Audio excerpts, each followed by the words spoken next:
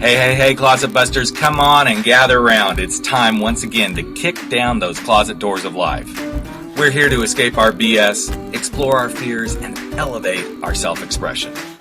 I'm your host, Rick Clemens, bold move expert and coming out coach, and I'm going to take you to the party, the pulpit, the wake, and back to the party of living your life uncloseted. So come on, grab hold of yourself and get ready to step out, step up, and step into living your truth as we explore more stories, tips, and tricks for living your life uncloseted. Now let's get to the show. Hey, Life Uncloseted family. It is time. It's the first of the year. Oh my gosh, can you believe it? It's already January, and it is time once again for us to dive into that closet and come out of whatever closets are holding you back. And I thought it'd be kind of cool as we're going through 2019 to have a theme each month. And this month's theme is really about where I start with most people.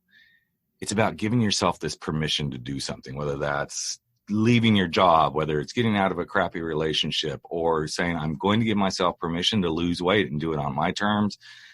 Or it could even be leaving your job. And I know we've had these conversations before, but the person that I am so excited to have on the podcast right now is a colleague of mine. We both work with Grant Baldwin in the speaker lab. We're both speakers. We're both people who've done consulting. And we both come out of the corporate world to finally go, screw this, I'm doing my thing. And I know we've told these kind of stories, but here's what I love about Melanie, Deziel. We both kind of come from that same space where we kind of got to that point in our careers where it's like, okay, we're done. We need to do something different. Didn't know how that looked. And we both struggled in different ways to give ourselves permission to go do this. And then when you finally give yourself permission to do that thing, everything opens up. And that's why I thought in January, having Melanie come on and share with us and talk about her business and the struggles and everything, it would be a perfect way to what happens when you give yourself permission and all the fears and everything that come along with that. So welcome to the podcast, my friend, Melanie Deziel. I'm so glad to have you here. I'm excited to share my story. Yeah, so this is really like the kickoff. We are doing this every month. We're going to have a theme, kind of walk people through this. But I think for most of us who make this decision that, okay, we're finally going to go do something, I really think it comes out of this place of confusion. And in that confusion, we finally have to give ourselves permission. But I don't want to guide that as part of your story. Why don't you just kind of talk about where you were, or what started happening for you when you really did truly take the bold move and say, hey, this is what I'm going to go do. Yeah, it was one of those things where I can't really remember a pinpoint where a day where I decided, where I woke up and said, like, this is the day. I'm quitting. I'm building something. I think it was sort of a slow burn. I think it was a period of several months where I started to feel less and less fulfilled by the work that I was doing. I started to get increasingly frustrated by things that didn't bother me in the past. And I started to realize there's got to be a better way. I remember feeling fulfilled. I remember feeling creatively energized. I remember being excited to come to work. And how do I create that again? And so it was a period of several months, I think, where I was having those kinds of conversations with my family, with my partner, with friends, trying to figure out how do I identify what lights me up and then bring more of that into my world. And I think I was very lucky that at that point, I was doing some speaking on behalf of my team. So I was going to conferences, I was talking about our work, I was talking about our mission, and I realized that I was often most excited about those things, which happen outside of the office, not at my desk. Right. Than the things that I was doing day to day. And so for me, it was that moment of thinking, is this a viable career? Is it a viable career for me to take the knowledge that I've picked up at these various jobs? I had worked at the New York Times, at Huffington Post, at Time Incorporated. Is there a way for me to make sharing that knowledge with others my mission? Is that possible? And I think it was hard for me to envision what that looked like. I went to school for journalism where autonomy is not something that you're really taught. I mean, that's not the kind of thing you typically do in a bubble by yourself. It's not an entrepreneurial feat, so to say.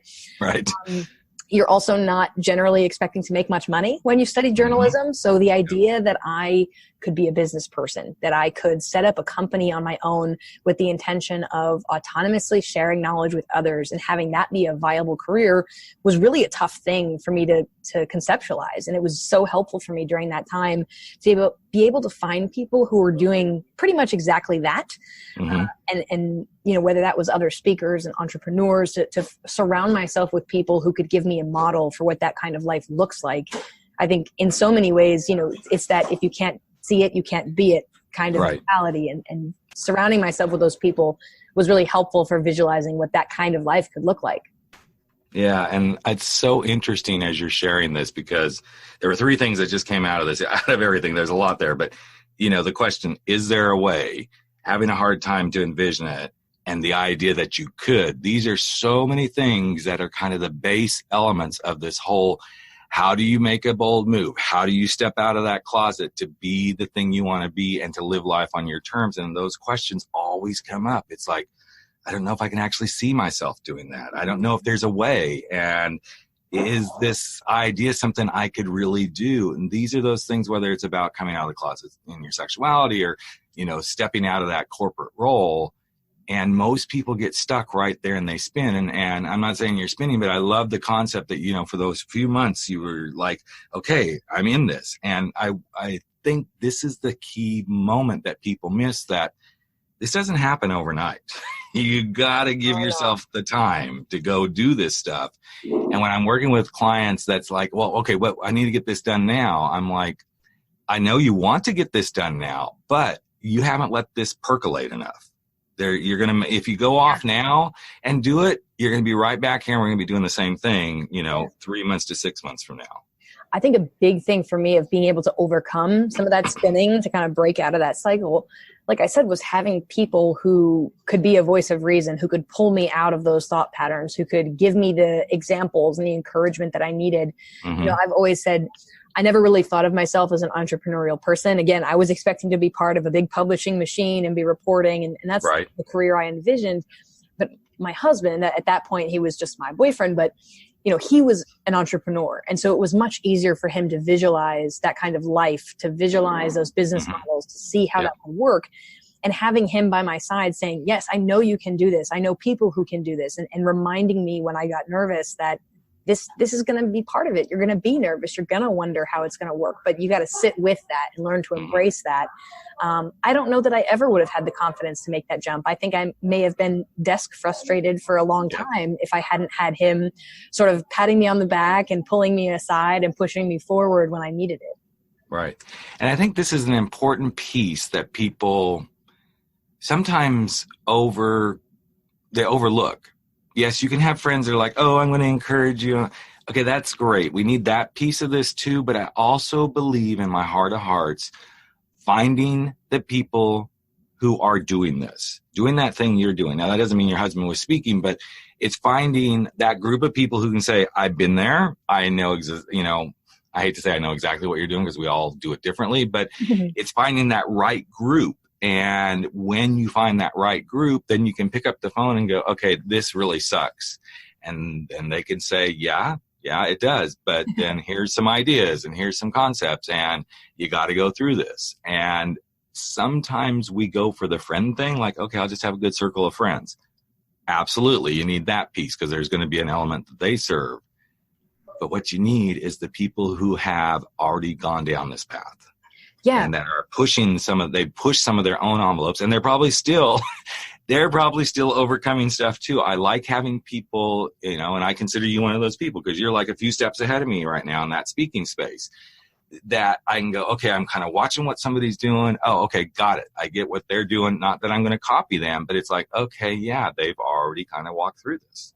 Well, and I think in the rest of our lives, outside of our career, maybe we see this a little more clearly. If I decided tomorrow, God forbid, that I wanted to run a marathon, I need to know what shoes to get. And I don't know the answer to that. I need to know how to train in the gym. And I don't know the answer to that. So the first thing I would do is talk to someone who's been there. I'd call up a friend who's been running and get their advice on shoes. I'd go to the shoe store and I'd let the representative there coach me through finding the right one. I'd find a trainer who's going to show me the steps I need to take. And I think it's so easy to think of our career as this thing you're just supposed to figure out on your own, or this thing that happens to you. And so it is much more uncomfortable when you're trying to build something on your own and you have to admit you don't know those things. Yep. But honestly, you're going to save yourself so much time and so much heartache and probably a lot of mistakes if you're willing to open up and ask for help from, like you said, those people who may be a few steps ahead of you or who are on a similar path that can give you some insights from their experience. Mm-hmm. You know, it's interesting. My husband and I were driving back from Santa Barbara last night, and we were having a somewhat similar conversation because he's just finished his coaching certification. He's trying to like find his footing for the right person. And so I kind of went through the typical, well, the who and do what statement. Who do you serve? What do you do? Da, da, da. You know, and he knows that. I mean, he's not stupid to that because he's been out in the business world. But what was so interesting is he brought forth that he really likes working with women and helping them bring forth those things they've forgotten that they really want to be doing, those special things that, you know, because they got busy with a career or with motherhood or whatever it might be. And it comes down to this confidence to bring those things forward. And I said, well, it's kind of the same thing I'm saying. It's like this permission thing. You got to give yourself permission to go bring those things forward. And I know for you, one of the things that popped up just recently was you talked about this particular leather pant outfit that you wore at a speaking engagement. And it actually, well, I'm going to kind of let you tell the story, but it brought you to some spaces where you realize, I'm so glad I hired this person and have this person in my backyard and all this sort of stuff. So again, this is a permission thing to start to see what you need to help you catapult. So I'm going to kind of let you share that story there because I thought it would be really good in this month to say, here's another piece of how you take permission and you go do the thing you need to do to really get where you want to go. Yeah, absolutely. I mean, I noticed that it didn't take long for me to be out speaking and taking on this sort of public figure role to realize that it was a different world. It's different expectations. And so one of the things I was finding is I would see photos or video of myself after speaking and think, man, I felt good when I was up there, but looking back visually at this footage, I don't feel like I'm representing myself well. I don't look confident, or I'm not carrying myself in a way that represents what I feel. And I was seeing so many other female speakers who I felt like were doing that, right? They looked awesome. They were confident. They looked like rock stars up there. And I couldn't quite figure out what was missing. I just felt like I don't know how to create that image, right? From a visual standpoint, fashion, hair, makeup, etc. And it's not something to teach you, right? Like this is not a class in school, how to dress like a public figure, how to create a brand with your fashion choices. And I remember feeling distinctly like there was something wrong with me because I didn't know how to do that I saw all these other women doing it. Why couldn't I figure it out? And it wasn't until I started having that conversation, opening up about that insecurity with some of these women, that they revealed that they weren't doing it on their own either, that they were working with stylists. That one woman I spoke to, I told her, I was like, your hair always looks fabulous. Like, how do you have a good hair day every day? I don't understand. And she said, well, I have a hairstylist come to my apartment 3 days a week and do my hair. So I'm not doing it. I can't make it look like this. Right. And that was the moment for me where I realized, despite how uncomfortable and unfamiliar it is to me, that I would possibly have a stylist helping me pick my clothes, like things that you could do on your own. It made me so uncomfortable at first to think that I was designating myself worthy of that kind of thing, right? Like I'm not a Kardashian here. Right, exactly. But once I kind of got over that, I started working with a stylist. It was about 6 months ago. I spent a lot of time with her on video chat, showing her things in my wardrobe, talking about how I wanted to feel, what I wanted to emphasize versus downplay, the kind of impression I wanted to give.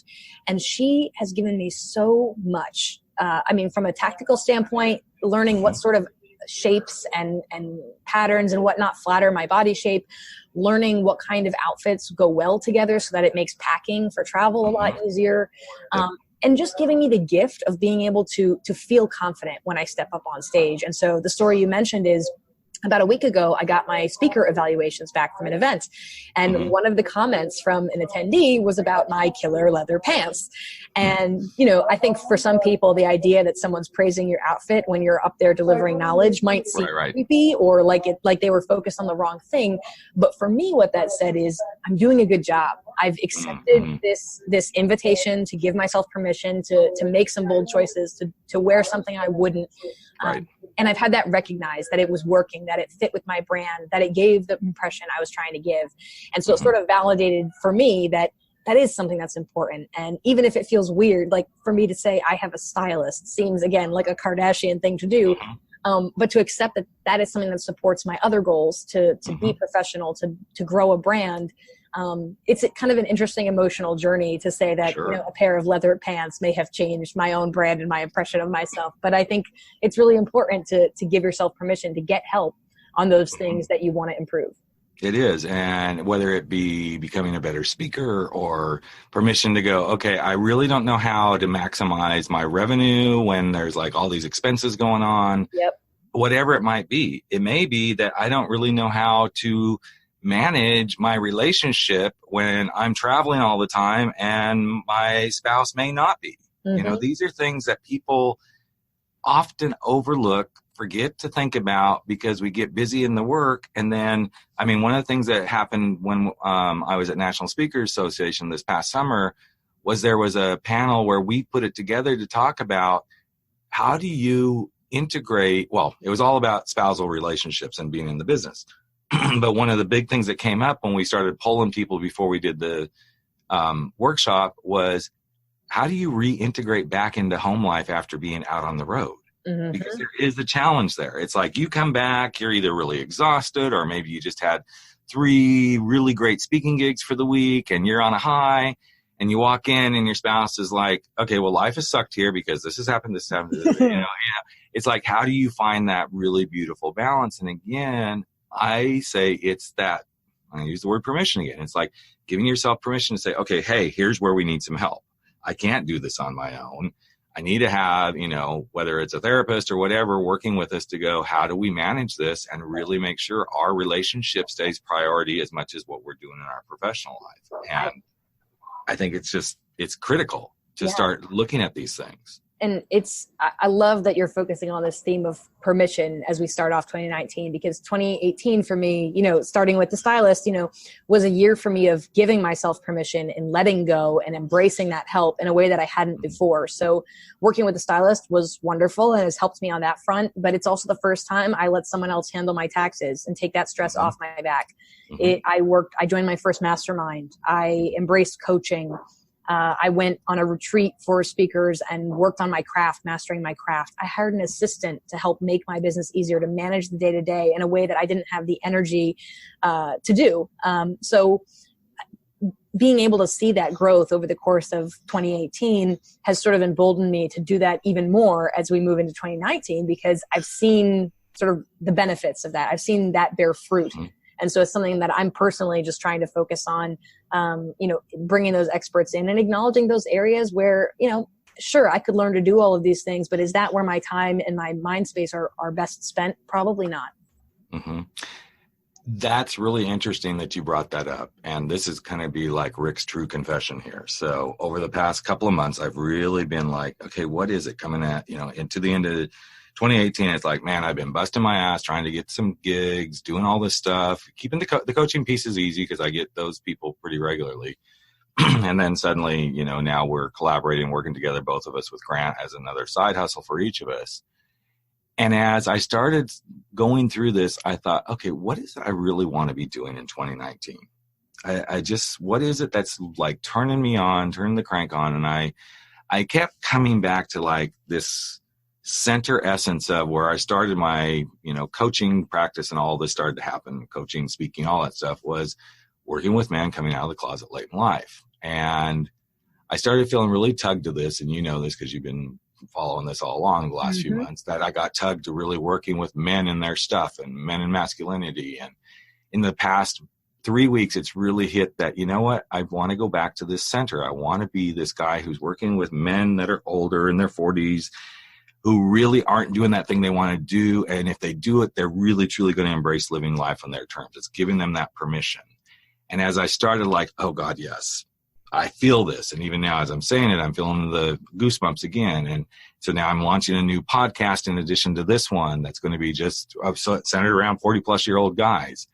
And the interesting thing that I gave myself permission to do is go back to the way I've always done this. My podcast, my writing, and everything else will lead and guide everything else that happens in my business versus I was pushing so hard to be a speaker and all this stuff this past year, and things weren't happening. And I know why it wasn't happening now. It's like the light bulb went off. It's like, no, start with the stuff that you're known for. You're great on podcasting. You're great at writing, and let that stuff feed. Somebody's going to go, okay, we need to bring this guy in to talk. You know, that's the way I see for me. But I had to give myself permission to go, okay, I'm going to let speaking become the organic thing that starts to happen, and let the other things drive the business. That doesn't mean I won't go for some gigs. I mean, I've still got some gigs on my list that I'm going for, but it isn't going to be, okay, here's the front and center. And that was a huge thing for me to say, okay, I'm going to give myself permission to not make this the forefront priority. It's still a priority, but it's not the thing I'm pushing for. And I believe that that is what sometimes we need to do, is stop, take a breath, take a beat, and go, is this really the thing I'm supposed to be doing? And if not, give ourselves permission to go explore the other stuff. And what I love about that, there's two things in what you just said that are kind of sticking out to me that are resonating with the same thought patterns I'm having lately. One is that permission to say no. I know that particularly as an entrepreneur or a solopreneur or a small business owner, there's this incredible pressure to take everything that comes your way. It's kind of this fear of famine, right? You never really know when stuff's coming, so I got to take everything. I've got to say yes. But I was recently told, and I'm sure this is a common quote, I can't remember who's first attributed to, but every time you say yes to something, you're saying no to something else, right? You're taking up that space in your day, in your calendar, in your mind, where you can't do the things that maybe are closer to your core. So I've been trying to be better about saying no to things that prevent me from doing those things that are at my core. Yes. And the other thing you said in there that I think is so key for us, especially as we're starting a new year, is to give yourself permission to reflect on the things that worked. And again, it's so easy for us to get stuck in the day-to-day and the task list and be reactive.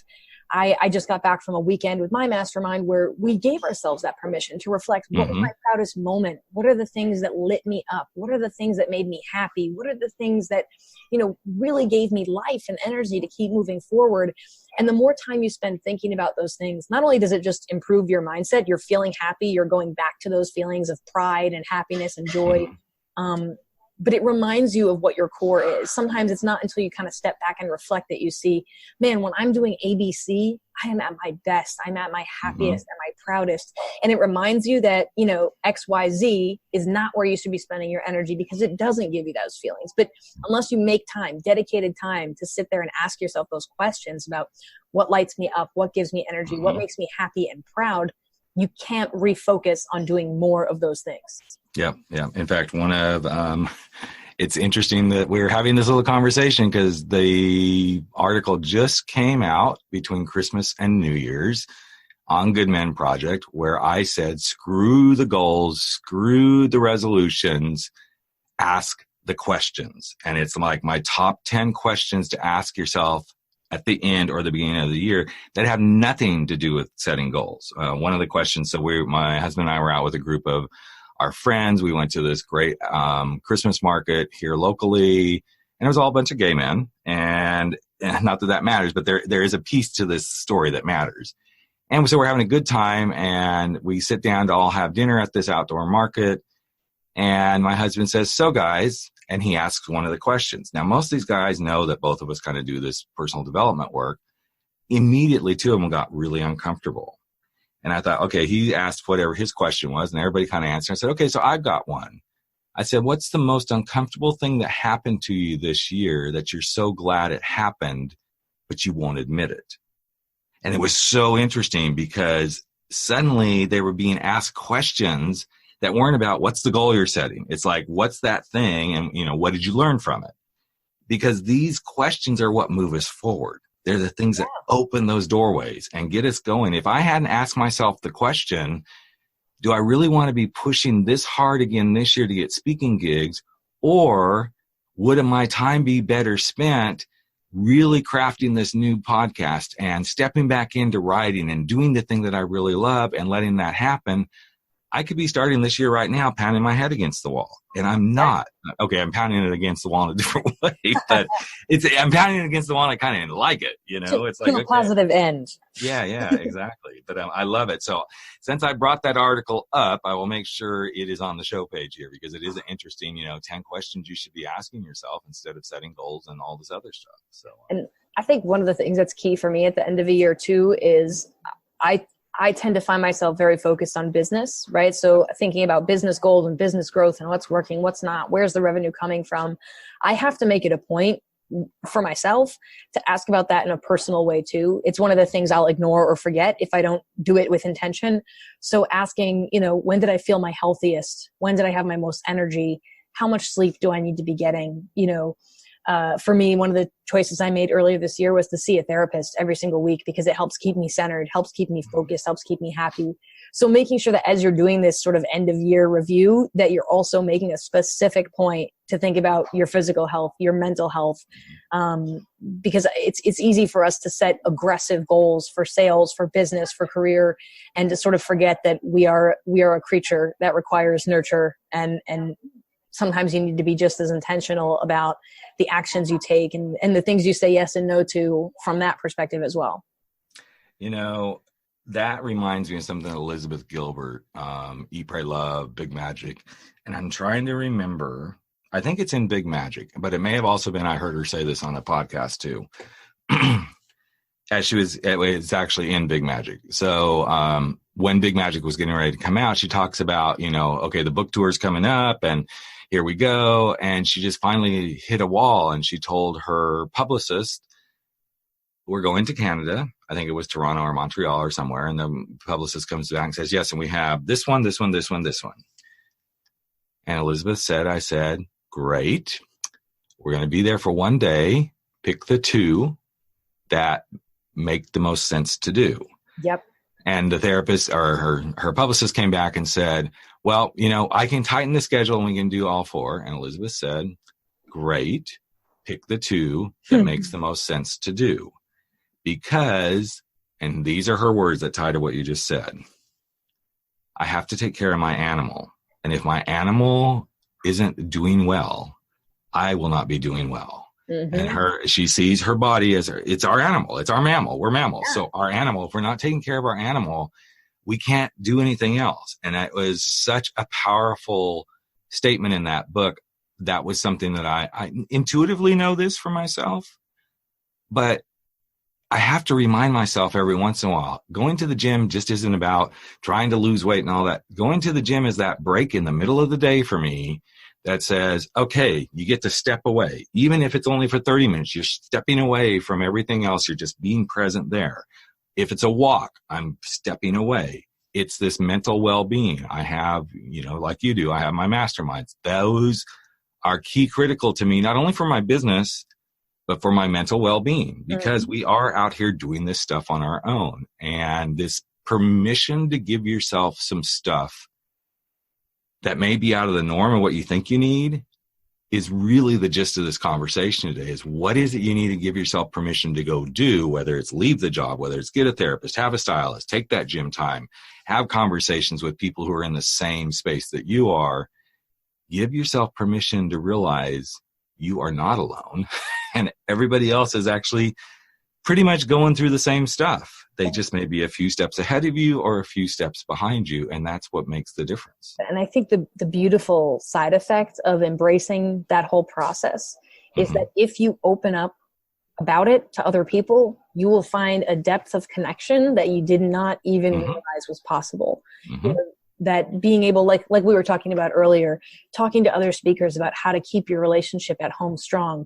That's something, it's hard to admit that that's something you need to work on. But when you open up, you get the, like you said, the knowledge that you're not alone, which is fulfilling even in and of itself. But you also get advice and you get experience and you get suggestions. And whether it's your personal relationship or your health or any of these other things, if you open up to the possibility that other people have insights that may be valuable for you, the closeness you feel with those people helps feed the positive as well. Knowing that you have someone who's on your side or on your team or supporting you or rooting you on, I think is so important. Absolutely. So I'm curious, since we're focused on this whole permission thing, and you've already talked about the stylist and the assistant and all that stuff.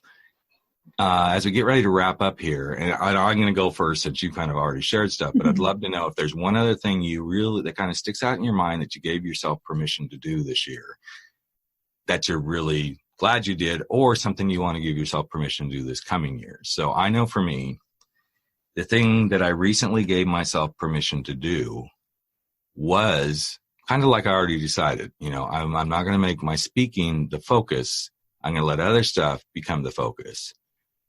But what I really gave myself permission to do, because I've had people say this to me over the last 6 months, is to see myself as an influencer. I'm not just a coach. I'm not just a guy who has a podcaster. To see myself as an influencer with a big voice. I'm a ballsy guy. People say that. I say what I want to say. I talk about my life openly. I talk about being a cheater and all these other things, and I'm giving myself permission to own that this year, that I'm going to that space that I typically wouldn't, to let loose, to have some fun, to do this stuff. And does it scare the crap out of me? Of course it does, because I don't know what it's going to look like. But in that permission to go be bigger, play bigger, be that influencer, also comes this aliveness and this excitement, as you said earlier, that waking up every day and going, I'm really excited to be going and doing what I'm doing. Yes, you're going to have tough days, but I wake up now thinking, I'm doing this for men who are in the same freaking space that I have been, who are like, I'm sick of doing what I'm doing. I keep saying I'm going to do this thing. I'm tired of being, the breadwinner, or I'm tired of being in a relationship that isn't working. And being able to inspire these guys to go, okay, I'm going to do this. That to me lights me up, but I can't get there if I don't give myself permission to go own this. So that's kind of my little thing. So I'm curious, is there anything else either this coming year or in the past year you're really glad you gave yourself permission to go do? It's interesting because I think mine is pretty tightly related to yours, but almost from a different angle. So I have allowed myself in the past year or so to, particularly, like I said, feel the pressure of being a public person, of needing to have it all together, of creating a curated experience and a brand and all of this. And I have been trying, especially lately, to be a little more transparent about the things that aren't working and about the steps that I've taken to create this brand, this image, this life that I have. I think it's very easy for someone to see the life of an entrepreneur or the life of a speaker as this glamorous, wonderful thing that we just fly around the world and everything's perfect and everything's wonderful and beautiful and Instagram worthy. And the fact is, my life is not that a lot of the time. And Right. So I feel a level of responsibility to try to be more transparent about what's not working, about my struggles along the way. And it's part of why I shared that story about, the fashion choices and hiring a stylist like I did last week and did here today. And I think it's because I feel I can help more people with that honesty, even if it's more uncomfortable. That if someone looks at me and says, oh, she's got great style, that does nothing for me. Right. If someone looks at me and says, I can achieve something similar because she shared her process, that to me is way more fulfilling. And so I'm making an effort truly to be more open and honest about the things that don't make for such a curated feed, that don't make for such a perfect image, and trying my best to share the struggles along the way so that hopefully others can learn from it, and that people have a realistic, image of who I am as a person. I don't want to create for them or for myself this image that I've got it all figured out, and that if they see me every time, I always look like I do on stage. I remember this came to, I was at an airport recently after a gig, and the gig was over. I had comfy clothes on. I was getting ready for a flight, and someone came up to me at the airport and wanted to take a selfie. They recognized me from the event. And I remember thinking in that moment, like, it's all come crashing down. They're seeing me sort of in this other version of myself. And I realized that I had allowed myself to create a public version that wasn't fully accurate, not with intention, not maliciously, but that by not sharing all those parts of my experience and myself, I was creating pressure for myself and creating an awkward situation for them too. So I'm trying to be more transparent, trying to share a more complete version of my life, in hopes that it helps other people along the way. And it almost, not even almost always does. It always does. I think of some of the speakers I admire most that we both know, Jay Baer, Scott Stratton, Tamsin Webster, all these people that I watch, and what makes them really, really good is they're totally transparent. They just say what it is. And it's an interesting balance to get to. I get it, because I remember when I started showing more of myself, when I was speaking about my experience coming out and the truth behind some of the stuff, it was scary But then people began to connect, and it wasn't because I'm like, okay, let's get the accolades. It's like the more I could connect, then somebody would come up to me and they would say, you know what, I've been struggling with this. I'm so glad you brought this up. Mm-hmm. And to me, that's when you really realize you're stepping into what you're meant to be doing here on the planet, whether it be what I'm doing, whether it be the marketing and business stuff and telling stories that you do with Story Fuel. It's about helping people see this is where the connection point is. And if she can do this, or if he can do this, I can do this too. It's that simple. So that's it. Awesome. So I just got to say, I'm so excited we now really literally get to work together, even though we hardly talk to each other. But it's really cool to like watch each other going through this, and really, truly seeing each of us having given ourselves some permission to go do some stuff this past year that will just continue to help. And I thank you so much for coming on and sharing this and showing yourself truly in that transparent way and giving people an insight of what can happen when you fully step in and give yourself permission to do the thing you're meant to do. So have a great new year. I know we'll be talking, but thanks so much for a great conversation today, Melanie. I really appreciate it. And thanks for being part of my tribe. Yeah, absolutely. All right, there you have it. Another episode of Life Uncloseted has come to an end, but that's okay. We're going to be back in just a couple of days sharing more stories, tips, tricks, and wisdom for helping you live your life uncloseted. And you know what? You can share too. Just take a few moments if you like and if you believe in this podcast and share it with someone you know today. Share it from your phone, go share it on iTunes, Stitcher, wherever you are. Maybe even give us a rating and review, because you know what? It's all about the planet living their life uncloseted. I'm Rick Clemens, host of the show and the guy who helps you make those big, bold moves. And I hope you never stop stepping out, stepping up, and stepping in to living your life uncloseted. Catch you real soon. Take care, everyone.